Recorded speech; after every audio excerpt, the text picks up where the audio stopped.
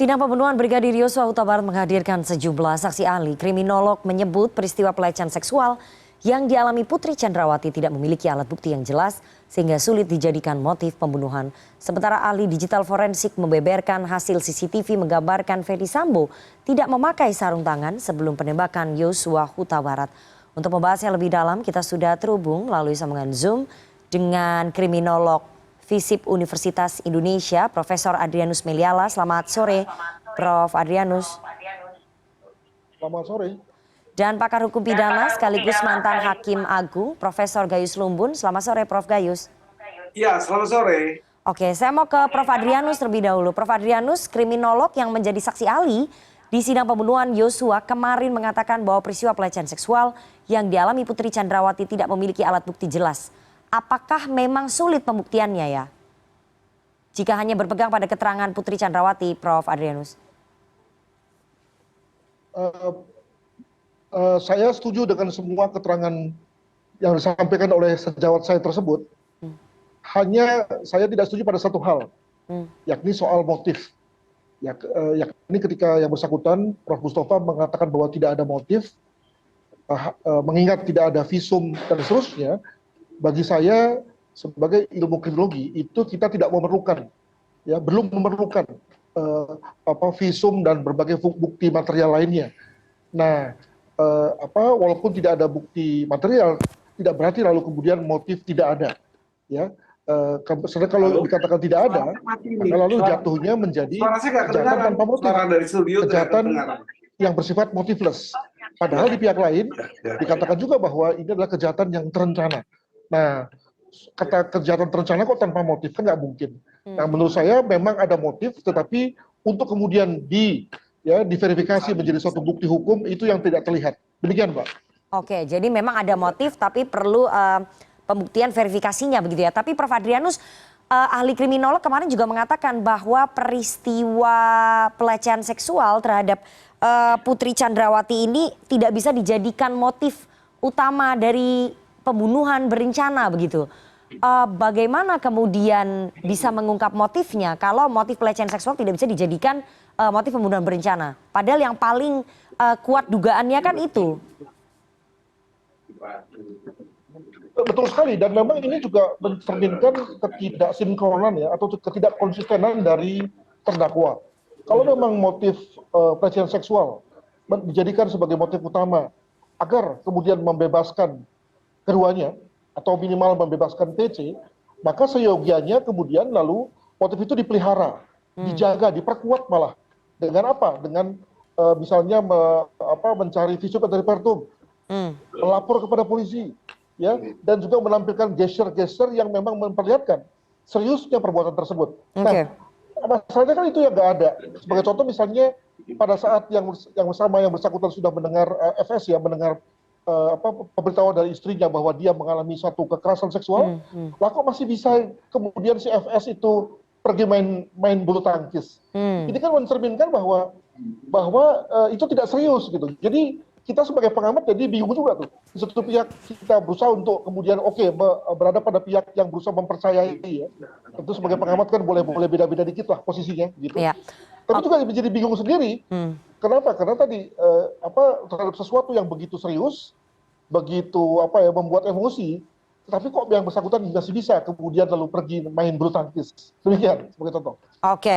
Pak Gayus, dari sudut pandang majelis hakim, bagaimana kemudian motif ini perlu sekali untuk dibuktikan? Apakah memang motif ini perlu dibuktikan? Karena tadi menurut Prof. Adrianus motifnya itu ada, tapi perlu verifikasi pembuktiannya begitu. Dari sisi hukum tentu hal yang diartikan berencana itu diukur dengan waktu dengan ukuran spontanitas. Karena ada suatu hal maka secara spontan terjadi sehingga itu tidak berencana. Tapi berencana perlu waktu. Namun ketika saya memperhatikan bagaimana victimologi mempunyai nalar terhadap berencana itu tidak seperti itu juga. Karena kadang-kadang victim atau korban itu juga mempunyai cara untuk melakukan berencana membalas membalas sakitnya, membalas pencemaran nama baiknya itu cukup perlu waktu. sehingga pada waktu tepat dia ungkapkan, dia lakukan apa saja yang bisa menjadikan dia melepaskan kekesalannya, dendamnya dan sebagainya. Itu dari dua sisi memang. Jadi saya akan memperhatikan bagaimana korban perkosaan kadang-kadang dia bisa menyimpan aibnya itu cukup lama yang suatu saat dia ungkapkan berbagai cara dengan meracun, membunuhnya dan sebagainya. Nah, ini akan merupakan perencanaan akibat yang timbul karena sesuatu hal. Jadi motifnya bisa timbul belakangan memang. Ini memang perlu pembuktian atas perbuatan yang material, yang sesungguhnya, yang sejatinya ya, nanti menuju kepada keadilan yang sejati, menemukan fair trial tadi. Oke, Prof Gayus, tapi kan ini pelecehan seksualnya tidak ada bukti visumnya. Jadi kalau menurut kriminolog yang kemarin bersaksi ini alat buktinya nggak jelas. Nah, artinya kan pelecehan seksual ini tidak bisa dijadikan motif pembunuhan berencana. Ini bagaimana kemudian nanti majelis hakim? Penting tidak bagi majelis hakim? Kalau visum et repertum tidak ada, kan bukan berarti peristiwa tidak ada. Oke. Bisa banyak hal menyebabkan tidak ada karena dia tidak melaporkan aib yang akan terbuka dan sebagainya. Itu alasan saya dengar dari paparan-paparan sebelumnya. Bisa terjadi bahwa bukan karena alat yang digunakan untuk seorang pakar menilai ada apa tidaknya dari alat. Harus melalui alat yang harus ada. Tapi kalau alat tidak ada kan bisa juga terjadi karena tidak dibuatkan itu. Laporannya tidak dihentikan yang di Jalan Selatan, kemudian SP3 juga tidak upaya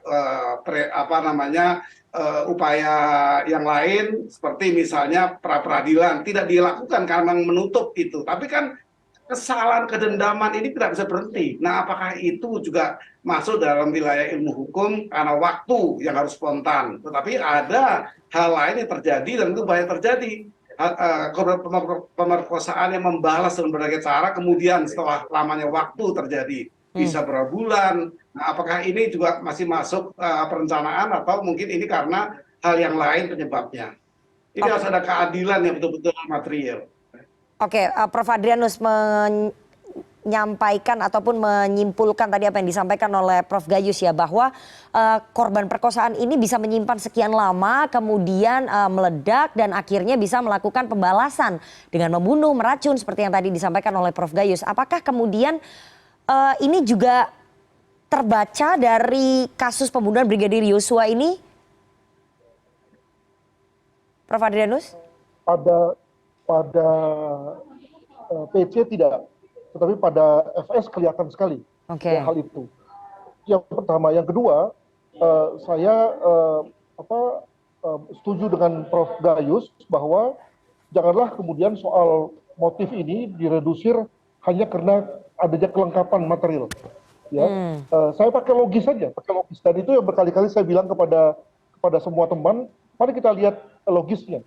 Ya, pertama adalah bahwa sejak awal FS itu selalu mengatakan bahwa ada perbuatan J kepada istrinya. Ya. Lama-lama malah perbuatan itu diekspresikan dengan satu kata, yakni pemerkosaan. Ya. Nah, yang kedua adalah bahwa kalau kita bicara mengenai motif itu, secara sosiologis, kultural, antropologis, itulah sesuatu yang menjadikan seorang suami bisa ngamuk luar biasa. Ya. Kebetulan saya dan mungkin juga Prof Gayus juga adalah suami, tentu bisa merasakan situasi itu gitu ya. Nah, yang ketiga adalah bahwa memang repotnya, nah kembali lagi pada diri Putri PC itu tidak terlihat secara konsisten hal-hal yang seyogyanya muncul pada diri seorang korban perkosaan. Maka saya keluar dengan satu kata-kata tidak tipikal. Dan yang keempat adalah pada kasusnya si J sendiri, pada kasus FS sendiri juga ada perilaku yang juga tidak tipikal seorang suami yang sedang gundah. Bisa main bulu tangkis, bisa dia tidak telepon tidak sesuai pengakuannya ya.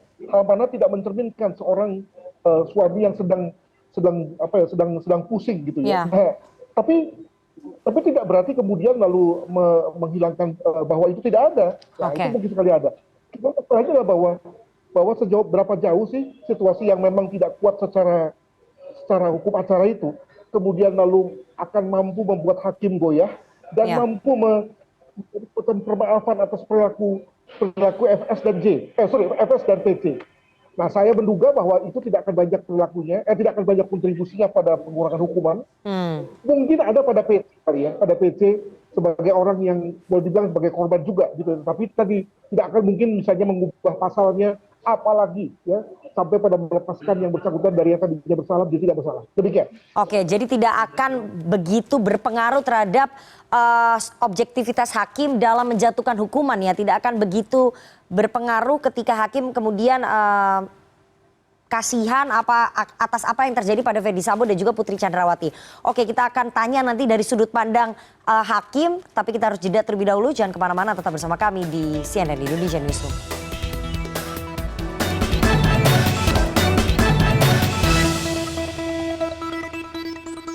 Terima kasih Anda masih menyaksikan CNN Indonesia Newsroom dan kita akan lanjutkan perbincangan kita dengan para narasumber. Masih bersama dengan kriminolog UI, ada Profesor Adrianus Meliala dan juga mantan Hakim Agung sekaligus pakar hukum pidana Profesor Gayus Lumbun. Saya mau ke Prof Gayus. Prof Gayus, tadi kalau Prof Adrianus mengatakan bahwa tidak akan banyak berpengaruh sebetulnya dari sudut pandang majelis hakim kepada Ferdy Sambo dan juga Putri Chandrawati, terutama untuk pengurangan hukuman begitu ya. Meskipun ada, kalau memang bisa dibuktikan ada motif soal pelecehan seksual yang menimpa kepada Putri Chandrawati. Apakah memang seperti itu ya di mata hakim, di sudut pandangnya hakim, Prof Gayus? Pengurangan ini kan ada dasar hukumnya ya. Hal-hal yang menjadi pengurangan itu kalau ada kejadian yang menyangkut pemaaf dan pembenar, itu aja. Pengurangan bahkan penghapusan itu hanya karena dua hal, itu karena pemaafan atau karena pembenaran. Dibenarkan apa tidak sih kalau orang dilecehkan, dendam kemudian membalas? Nah, ini satu pertanyaan, tentu bukan saya menjawab, hakim yang akan mempertimbangkan dengan keyakinannya terhadap bukti-bukti yang lain. Tetapi unsur pemaaf dan pembenar itu selalu ada. Bagaimana orang merusak rumah orang yang dihukum, tapi dalam situasi kebakaran dia dimaafkan, dimengerti lah, dibenarkan, udah memecahkan kaca untuk keluarnya asap. Itu contoh kecil. Jadi unsur pembenar dan pemaaf itu mungkin mempunyai konteks dengan peristiwanya. Nah, apakah pelecehan ini yang dipendam di hatinya tidak diungkapkan pada penyidik, tidak minta visum et repertum, tapi memang terjadi. Ukuran-ukuran tidak ada alat untuk menentukan dia berbuat memang tidak ada. Tapi hal yang tidak ada ini pasti tidak terjadi. Belum tentu. Karena tadi itu mungkin ada sebab pembenar. Oh, dibenarkan karena dia seorang berkedudukan menyimpan. Tapi dia tidak tahan menyimpan hal terhadap pelecehan istrinya misalnya. Memang tujuan semula dia akan main peles. Tapi ketika lewat rumahnya kembali, dia melihat pelaku itu ada di situ. Timbullah kembali amarah yang luar biasa. Itu kan salah satu keadilan yang juga perlu diperhatikan. Ya, artinya apa yang terjadi itu menjadikan dicari kebenaran yang memang material, yang sejatinya menggalinya ke sana untuk keadilan ini. Oke, soal kebenaran material ini ada perbedaan keterangan juga selain soal pelecehan seksual yang dialami oleh Putri Chandrawati yang kemarin disampaikan oleh kriminolog di sidang hari ini. Ada keterangan dari saksi ahli digital forensik. Ini pembuktian yang berbeda karena di dalam keterangan saksi ahli digital forensik di mana tadi CCTV ditunjukkan ya, di situ terlihat bahwa Ferdy Sambo tidak menggunakan sarung tangan, keluar dari rumahnya di Jalan Saguling menuju ke rumah Duren 3 juga sampai tidak mengenakan sarung tangan. Sementara di sisi lain ada kesaksian dari Barada Richard Eliezer yang mengatakan bahwa Ferdy Sambo mengenakan sarung tangan sebelum peristiwa penembakan Brigadir Yosua. Ini kalau dilihat Prof Adrianus, apakah akan menyulitkan nantinya di persidangan dengan adanya perbedaan antara keterangan Richard Eliezer dengan apa yang terlihat di CCTV? Prof Adrianus dulu. Ini berapa lama sih pakai sarung tangan, apalagi cuma sebelah. Butuh waktu kurang dari berapa 30 detik. Ya, dan itu yang tidak tercapture oleh CCTV. Jadi ada blind spot yang tidak tercover antara ketika Ferdy Sambo turun dari mobilnya dan kemudian pada saat dia menggunakan sarung tangan. Jadi saya masih yakin lah bahwa hal itu direncanakan dan dia pakai untuk dalam rangka bagian untuk menghapuskan atau menghilangkan DNA agar tidak kemudian terlihat pada senjata. Jadi itu pendapat saya, Mbak. Oke, itu pendapatnya Prof Adrianus. Tapi Pak Gayus, dari sudut pandang majelis hakim, apakah akan lebih percaya terhadap kesaksian justice collaborator Barada Richard Eliezer atau kepada CCTV? Karena CCTV tadi menunjukkan diulang beberapa kali memang tidak memperlihatkan penggunaan sarung tangan. Kalau dimensi saksi, kemudian JPU dan hakim, maka Eliezer ini memang termasuk dimensinya dimensi saksi ketika ini. Tapi ingat, yang bersangkutan juga terdakwa, sehingga tentu punya dimensi yang berbeda, yaitu dimensi terdakwa ingin dilepaskan, ingin terlepas dengan cara apapun dari apa yang dibebankan dirinya sebagai terdakwa. Ini berbeda. Oleh karena itu memang saksi mahkota yang banyak ini, yang juga sejatinya dia terdakwa, ini menyulitkan memang. Tapi hakim harus bisa memutuskan dengan adil. Itu tuh dimensi-dimensi yang berbeda ketika dia berperan saksi, padahal dia terdakwa. Dia ingin keluar dari jeratan hukum yang akan mengancam dia.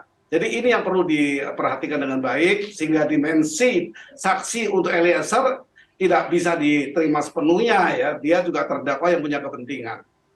Oke, jadi terdakwa Richard Eliezer punya kepentingan untuk mendapat keringanan hukuman. Di satu sisi ada saksi-saksi mahkota yang juga ingin mendapatkan keringanan hukuman. Jadi sama-sama beradu kesaksian begitu ya, Prof Gayus ya, di pengadilan. Kita punya pengalaman sebuah peristiwa peradilan ketika itu kan kasus Marsinah.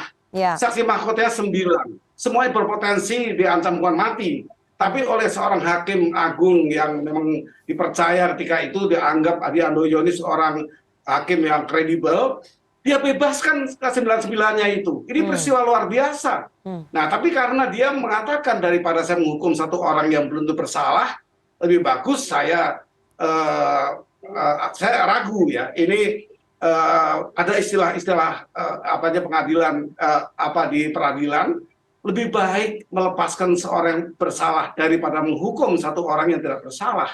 Itu in pro reo dubio itu memang dipegang oleh semua hakim. Lepaskan orang yang bersalah daripada kita menghukum orang yang belum pasti bersalah. Itu asasnya. Oke, tapi dalam kasus pembunuhan Brigadir Yosua ini, apakah bisa begitu?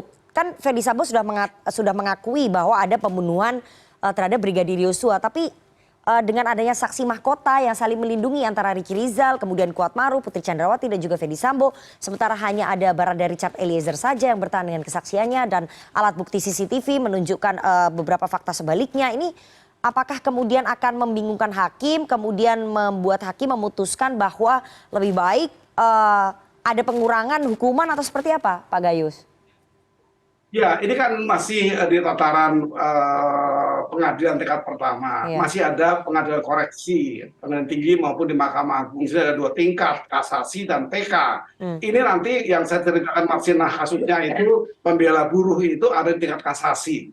Maka di sanalah hakim punya pandangan, kasasi ini kan penerapan hukum sebenarnya. Apa hukumnya cocok ini dengan hukuman mati, 340-nya. Atau bahkan karena membingungkan masing-masing saksi mahkotanya berbeda-beda, hakim mengambil putusan, bebaskan semua.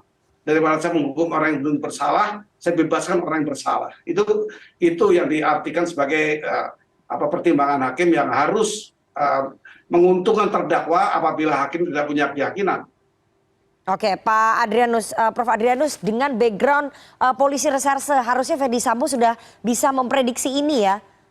Ketika ada rangkaian peristiwa di persidangan, ada orang berempat ini yang menjadi saksi mahkota, sementara hanya Richard Eliezer saja yang berdiri dengan kesaksiannya. Ini tentu saja sudah diprediksi ataupun sudah dipahami oleh seorang Ferdy Sambo.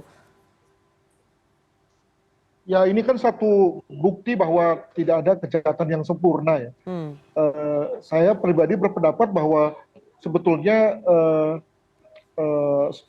Ferdy Sambo membuat skenario yang cukup canggih sebetulnya.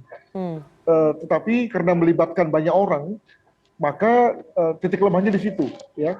Orang nggak bisa sepenuhnya disetir sesuai dengan kemauan dia. Nah, mengapa saya katakan cukup canggih? Karena yang bersangkutan itu melibatkan 2 hal. Pertama, soal tembak-menembak yang melibatkan ada orang mati, yakni anggota polisi, dan soal kekerasan seksual. Sebetulnya ini kalau hanya melibatkan soal tembak-menembak antara anggota polisi dan ada anggota polisi yang menembak, maka sebetulnya persoalan jadi amat mudah. Tapi ketika kemudian dibumbui dengan kekerasan seksual, nah ini lalu jadi susah nih karena logika berpikirnya nggak jalan sebetulnya. Oke. Nah, Tetapi dari segi kecanggihannya itu menurut saya menjadi tinggi. Dan yang kedua ini juga kembali menekankan pada soal bahwa jangan-jangan memang soal kekerasan seksual itu ada.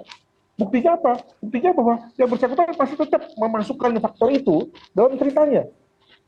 Kalau tadi kembali pada konteks bahwa agar yang bersangkutan itu tidak terungkap ya soal siapa penembakan ini, maka tanpa memasukkan soal kekerasan seksual saja sebetulnya susah untuk terungkap. Tapi kelihatannya bahwa memang ini ada soal alter ego ya, yakni bahwa walaupun memang pelaporan kekerasan seksual di Jalan Duren 3 itu adalah sesuatu hal yang bersifat fiktif, tapi seakan-akan Ferdi Sambo mau mengatakan begini, bahwa walaupun bagaimanapun ada loh kasus ini memang bukan di Duren 3 tapi ada di somewhere, dalam hal ini di Magelang misalnya. Oke. Nah itu yang menurut saya perlu kita baca, walaupun tentu saja untuk menjadi suatu bukti hukum ya memang lemah. Tapi sekali lagi karena kami ini kriminolog, sesuatu yang logis saja itu sudah bisa dianggap sebagai sesuatu yang berbicara. Demikian. Oke, baik, kita tunggu perkembangan sidang pembunuhan kasus Brigadir Yosua Huta Barat dengan terdakwa Ferdi Sambo dan juga Putri Chandrawati, karena masih ada beberapa saksi lainnya yang akan dihadirkan nanti. Kita belum tahu ujungnya seperti apa dan apakah majelis hakim bisa secara objektif kemudian memberikan putusan yang fair ataupun putusan yang adil kepada semua pihak, termasuk kepada keluarga korban. Terima kasih sekali dua orang narasumber yang sudah bergabung pada sore hari ini. Ada mantan Hakim Agung Profesor Gayus Lumbun dan kriminolog UI Profesor Adrianus Meliala. Sehat selalu Prof. Adrianus dan juga Prof. Gayus. Terima kasih. Ya, terima kasih. Dan informasi terkini lainnya akan kami hadirkan sesaat lagi. Tetaplah bersama CNN Indonesia Newsroom.